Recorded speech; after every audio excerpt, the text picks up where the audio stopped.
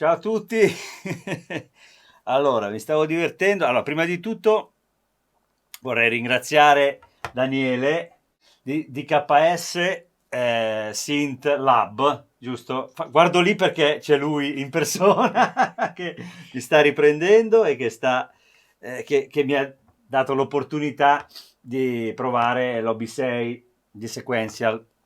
Ringraziarlo prima perché me l'ha fatto provare, ma anche perché mi ha in qualche modo descritto come funziona. C'è da dire che in realtà, mentre mi diceva le cose, dicevo, ah, ma è così semplice, ah, è così semplice, nel senso che è un synth fondamentalmente vecchia scuola, nel senso che ci sono due oscillatori, un mixer, un filtro, gli inviluppi e poi ha gli effetti, due effetti. Questo al contrario del Rev 2, al contrario di quelli, diciamo, Sequential ultimamente stava tirando fuori queste macchine, anche il Prophet XL che ho provato poco tempo fa, sono tutti bitimbrici, quindi c'è la possibilità di splittare, mettere in layer e avere due patch, cioè due suoni per patch, insomma.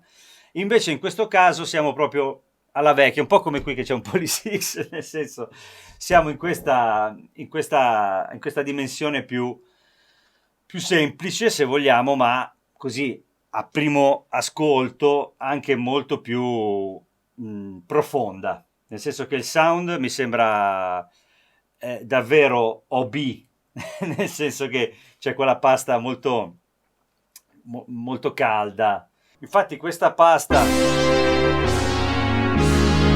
sentite, c'è un calore anche se vogliamo.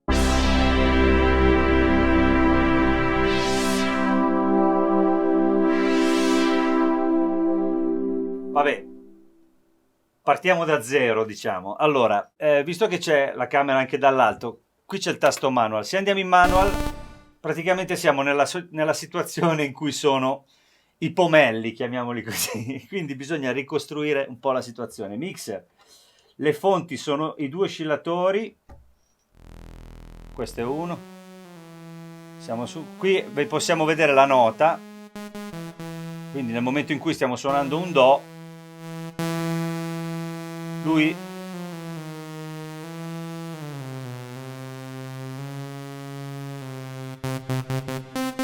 questo è molto comodo. Vediamo quale nota stiamo suonando per non dover fare questo fondamentalmente per capire. Partiamo da questo, non abbiamo nient'altro. Abbiamo le forme d'onda che in questo caso si muovono per morphing tra un dente di sega e una pulse praticamente. È un'onda quadra. Poi quando siamo nella pulse abbiamo l'ampiezza della pulse. Questa chiaramente la frequenza l'avevamo appena intonato e ho fatto in modo di doverlo rintonare. Esatto. Ecco. Leviamo gli effetti. Ecco,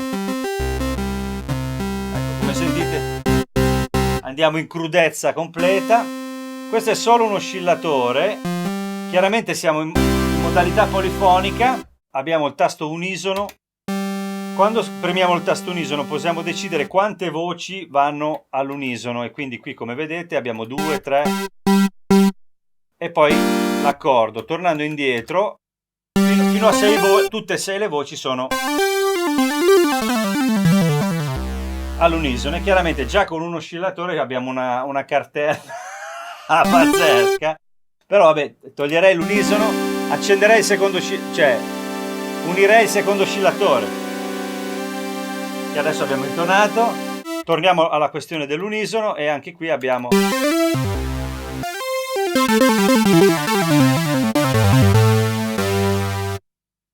ci siamo, direi. Poi chiaramente abbiamo un suboscillatore e quindi tolgo l'unisono.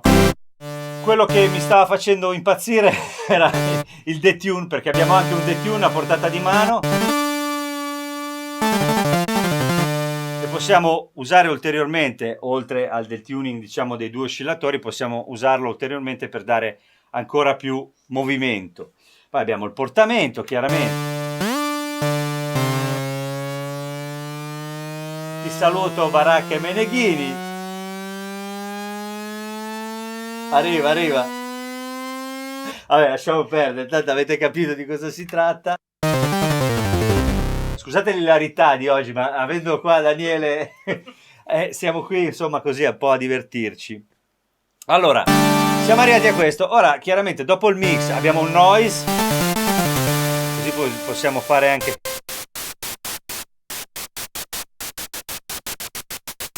Dov'è, dov'è? Possiamo fare anche gli spari, quelli di Star Wars. E poi torno al suono. Ecco, diciamo che il problema è che come di solito quello che capita con questi sintetizzatori è che viene voglia di dare canna a tutto, dare manetta a tutto, ma qua bisogna andare parchi perché lui ha veramente una voce molto potente, quindi anche il sub, bello per carità, però poi ci si ritrova che in un pezzo si può mettere un suono e basta, perché cioè, con le armoniche che ha si prende tutto lo spazio. Allora, abbiamo detto, passiamo dal mixer e tutto il resto, facciamo una cosa così generale e andiamo al filtro.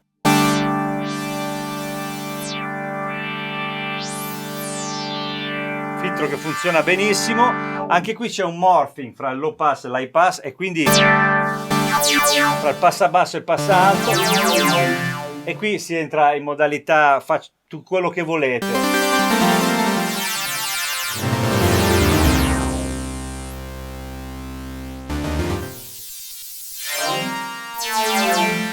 Diciamo che la cosa più che fa più impressione, cioè che lascia più sbalorditi, è quanto qualsiasi cosa sia toccata, manipolata per così dire, influisca sul suono, cioè c'è subito una risposta veramente molto musicale. È lo strumento che è musicale, perché il solito discorso che facciamo ogni volta che facciamo un analogico, è tutto analogico, cioè nel senso sono dei VCO, quindi a controllo elettrico, per farla breve, di conseguenza quella cosa lì fa una grossa differenza, almeno questo è il mio pensiero. Anche con i DCO hanno il loro suono e sono analogici anche loro, ma sono a controllo digitale.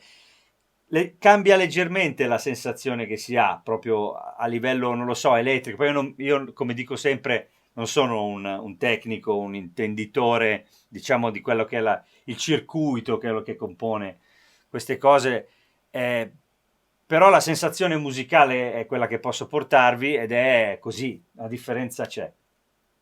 Ora abbiamo visto il filtro e poi ci sono gli inviluppi.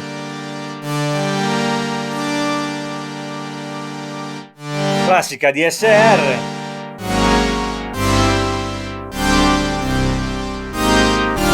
Attacco, release, sustain e anche del filtro, chiaramente. Esatto.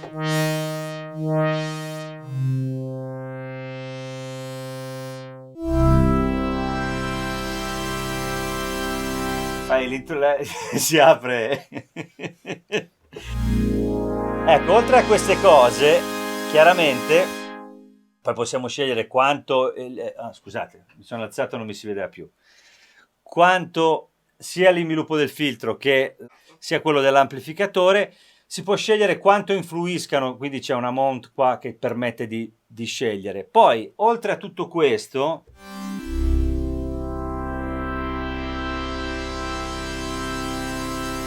ci sono gli effetti. Quindi, quando si entra, torno a... Qui abbiamo adesso un chorus e un reverbero. Abbiamo due effetti sui quali possiamo lavorare in modo indipendente, quindi abbiamo l'opportunità di, con questo tasto, scegliere su quale effetto stiamo lavorando. Qui ci sono dei parametri e chiaramente tutto può essere salvato in una patch. Oltre all'effetto abbiamo anche un arpeggiatore.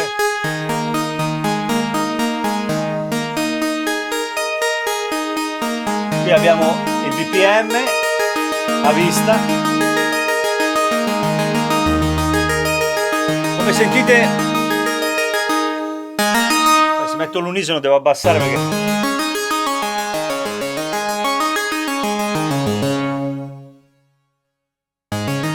chiaramente il fatto che anche lì bisogna stare attenti, finisco le frasi, ogni tanto riesco a finire una frase. L'unisono, come vedete qui, possiamo scegliere quante voci, come vi dicevo prima. Ecco, chiaramente viene spontaneo di metterne 6, perché così vengono giù i muri, però in realtà è molto raffinata questa cosa, perché prima per esempio abbiamo fatto un basso per il pezzo che avete sentito all'inizio, stavamo smanettando così con Daniele e ci siamo resi conto che bastavano 3 voci e già avevamo, anzi era più adeguato. Quindi insomma, diciamo che lui butta fuori volendo tantissimo, ma è uno strumento musicale proprio in quel senso, nel senso che ha un ottimo range dinamico anche a livello creativo. Ecco. Poi, dimenticato la cosa più importante, le modulazioni. E quindi vabbè, abbiamo l'LFO. Adesso l'arpeggiatore l'avete sentito. Abbiamo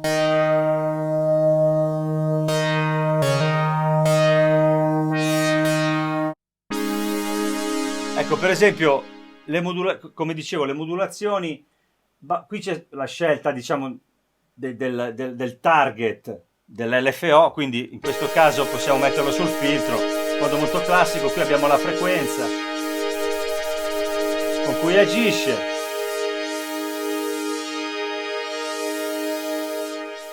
la scelta della forma d'onda con cui chiaramente agisce, e possiamo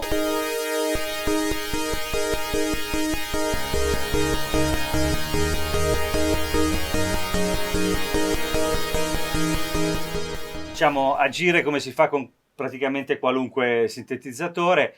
Vedo l'unica differenza che vedo qua. Adesso poi facciamo una parte finale con Daniele, che mi dice tutte le cose che non ho detto io, che sicuramente sono tantissime, però in generale si può. Qui c'è l'aftertouch. Una cosa meravigliosa è che qui c'è un aftertouch. Prima l'ho provato con un lead.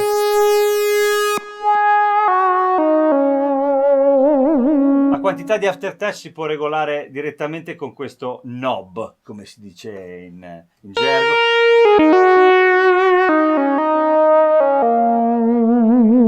Diventa espressivo, cioè sembra una seconda wheel, però c'è sotto le mani. Poi tutti questi suoni, provate a sentire. Senza effetto hanno una cattiveria. Una pasta è meravigliosa, veramente.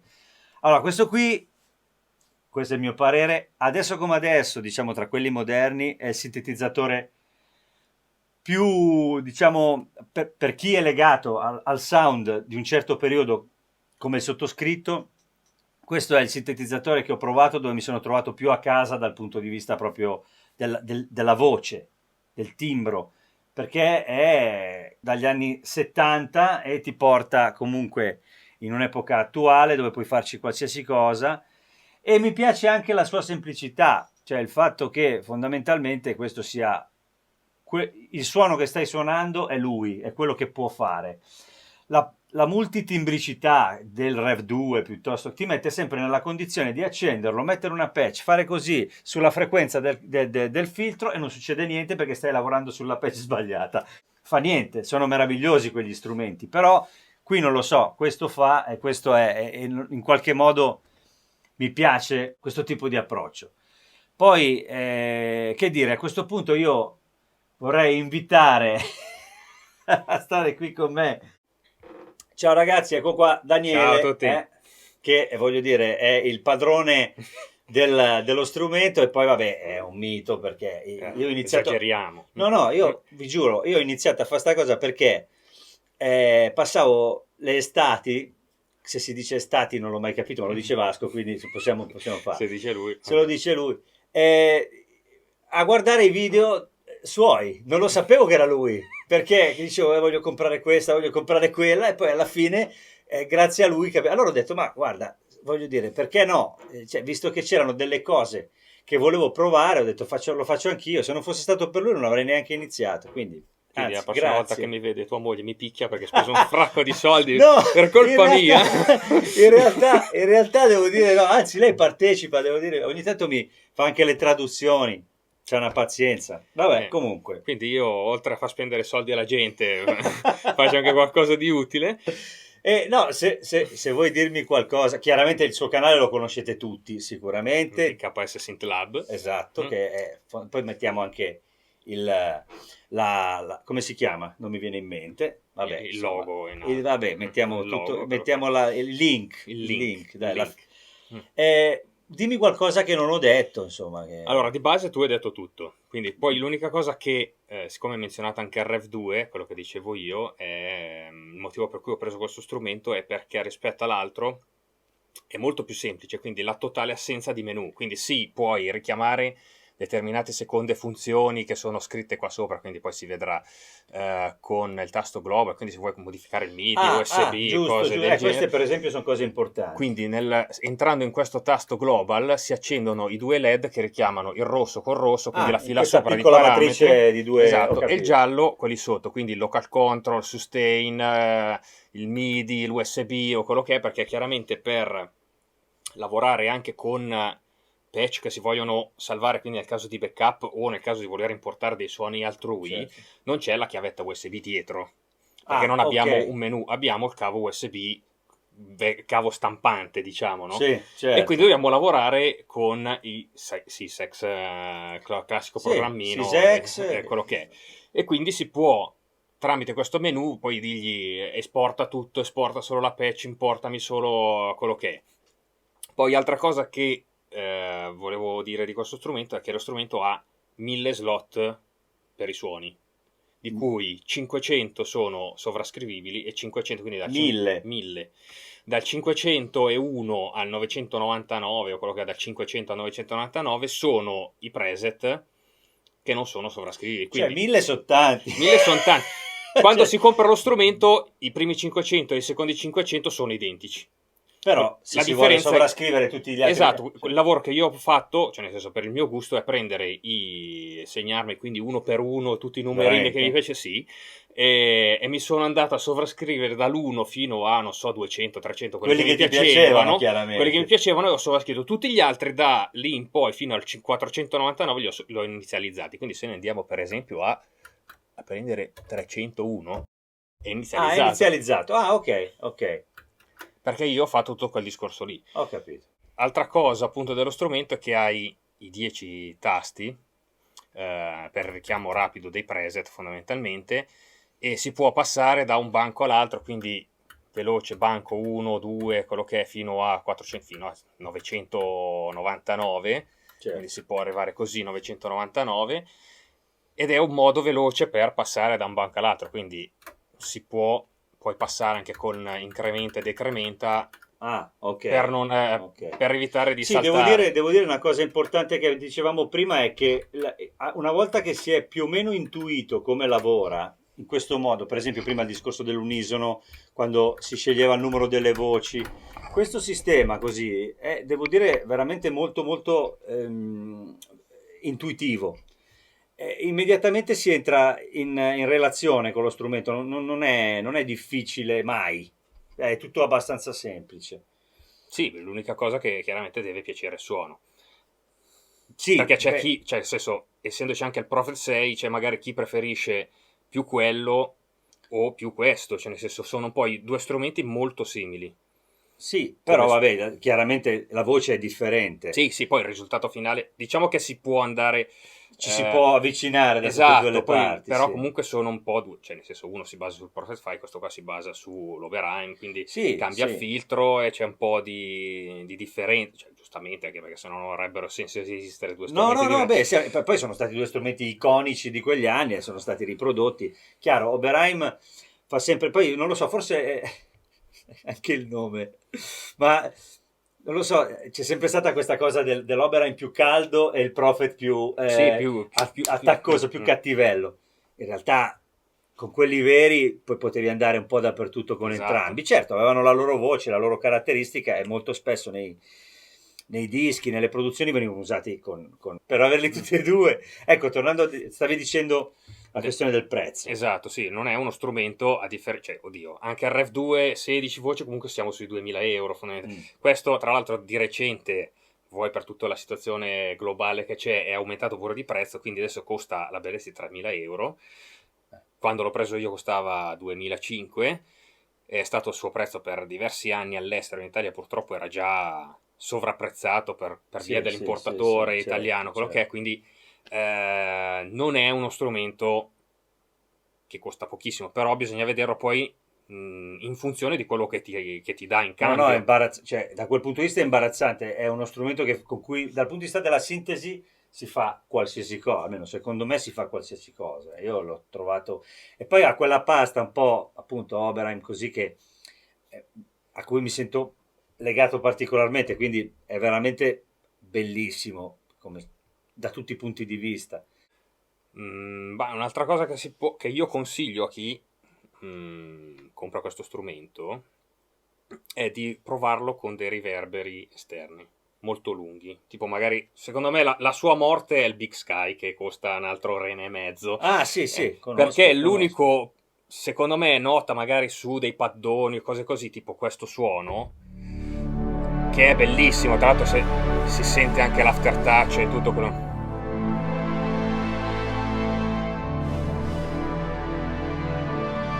Che è tra l'altro il paddone che è usato all'inizio poi Sì. Questo suono per esempio si porta dietro poi il chorus, il suo riverbero, no? Ma utilizzandolo con un riverbero molto lungo, molto aperto, tipo il riverbero cloud che si chiama di quello, oppure Raum di Native Instrument che è stato gratis fino a qualche mese fa, veramente lo strumento è spaziale, certo, si apre un altro mondo. Si può praticamente fare una colonna sonora con un suono e un riverbero. Sì, ho capito. È allucinante quanto un suono con 2 oscillatori, un suboscillatore, un effetto, 2 effetti, quello che sono, è gigantesco. Quindi quello è perché quando la fonte è così bella, poi ti rendi conto che sembra assurdo, ma a volte mi capita anche di utilizzare dei plugin, no? Senza andare a prendere, appunto, come dicevi tu, effetti esterni di qualità. Un plugin di qualità, ma comunque pur sempre un plugin, e lavorare in quel modo, e quando la fonte è bella, come adesso non si vede nell'inquadratura, qui c'è un Poly6X, giusto ieri ho fatto una registrazione, anche se ci metti il delay di Logic, per dirti che poi è un bel delay, però voglio dire, comunque, alla fine è proprio la fonte che è talmente bella che poi qualsiasi cosa metti dentro, e in questo caso oltretutto c'è la possibilità, questo è uno strumento stereo volendo, quindi anche questa cosa è sfruttabile per certi poi tra l'altro l'altra cosa che forse non è stata menzionata prima, sulla parte finale dove c'è il master ci sono altri 2 knob che sono questi qua, quindi abbiamo il volume, master, lo spread, già me l'avevi detto. Abbiamo il master che è il master dello strumento, poi c'è il volume della patch, quindi che è quello che si può modificare quando si va a sovrascrivere, perché chiaramente tutto quello che vai a toccare sul pannello, una volta che tu vai a sovrascrivere il suono, lui lo tiene in memoria, fortunatamente, quindi si può poi modificare anche solo il volume singolo, quindi senza mai toccare il master. E ogni volta che si modifica un parametro e si vuole tornare magari all'impostazione senza ricambiare la patch e tornare indietro, qua sullo schermo appare un puntino, quindi me l'avevi fatto vedere, sì. Quel pallino lì ti fa poi vedere, eccolo qua, qual è quella originale. Questo praticamente è per andare praticamente a riagganciare il punto in cui è salvato il suono. Anche questa è un'idea semplice, fatta comunque con un display, diciamo così. E l'ultimo parametro invece è il pan spread, quindi tu puoi scegliere quanto si allarga poi il suono, quindi possiamo partire questo suono, magari lo mettiamo tutto e così si allarga, esatto, lo sentite? Beh, tanta roba. Questo chiaramente però, se togliamo gli effetti,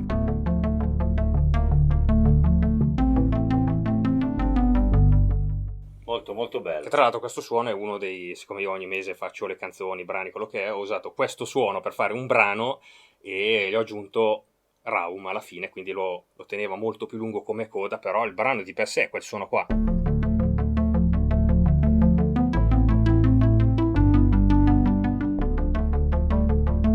È bellissimo. È bellissimo. bellissimo. Poi adesso fare queste cose con le cuffie, il suono di sto strumento è veramente emozionante, ragazzi, veramente emozionante. Io a questo punto ringrazio Daniele per l'opportunità e per il fatto di aver fatto insieme questa cosa che comunque è divertente. Invece di vederci da Lucky, ci vediamo qua. Almeno riusciamo a fare qualcosa. Esatto, esatto. E devo dire che, insomma, strumento meraviglioso. Una sola cosa prima di chiudere, quando si parlava del prezzo, è vero, non è economico, ma ricordiamoci sempre che gli strumenti che facevano queste cose bene, che avevano una voce importante, quando sono stati concepiti, costruiti e inventati, non costavano così, costavano 4 volte. Quindi nel senso, è vero dire no, però quello costa tanto. Io tutte le volte faccio questo discorso. Mio papà aveva i pianisti che suonavano con lui, che dovevano fare le cambiali e spendevano 20 milioni di lire all'epoca, negli anni dove 20 milioni erano come comprarsi una casa, per andare a lavorare. E avevano 5 strumenti per fare tutto. Quindi voglio dire, adesso con 2.500 euro va bene, adesso costa 3, ma 2.500 euro quando la sintesi l'avete aggiustata, cioè avete uno strumento con cui fare qualsiasi cosa dal punto di vista della sintesi, avete anche gli effetti, insomma, è chiaro, non costa poco, ma non è nemmeno... Sì, non è poi... Li merita, insomma, nel senso, è uno strumento vero e importante, questo intendevo sì, dire. Non è, diciamo... Adesso chiaramente ci sono tutti i plugin del caso, anche l'ultimo Arturia che ha fatto... Sì, certo. Che tra l'altro però... Cioè, comporta che uno dice, ok, il plugin magari costa 200 euro, però comunque devi comprare il computer, devi avere la DAW. C'è anche quel discorso lì, quando mi dicono, vabbè, ma allora io vado a suonare col computer. Vabbè, allora facciamo due conti, ti compri una master bella, ti compri il computer, ti compri il plugin, che è la cosa più importante, perché quando mi dicono, no, vabbè, io faccio tutto col computer. Sì, ho capito, faccio tutto col computer. Se compri tutto quello che stai utilizzando, solo che compri il Mac bello, l'ultimo 16 pollici costa più di questo. Sì, esatto.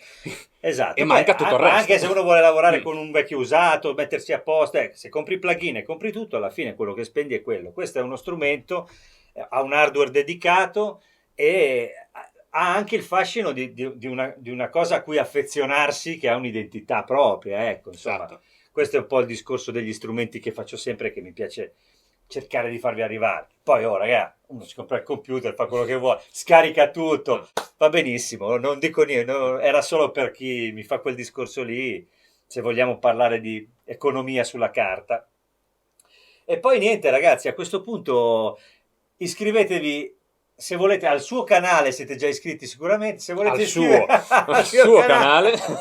Insomma, mi farebbe piacere, cliccate sulla campanella di entrambi per avere notizie quando combiniamo qualcosa. Spero che faremo altri video insieme, visto che è divertente. Adesso abbiamo parlato tantissimo, sicuramente taglieremo tantissime cose, però insomma questo è quello che volevamo dire di questo magnifico OB60 Sequencer, Dave Smith e tutto il resto. Quindi ragazzi, ci vediamo presto, un abbraccio, ciao ciao.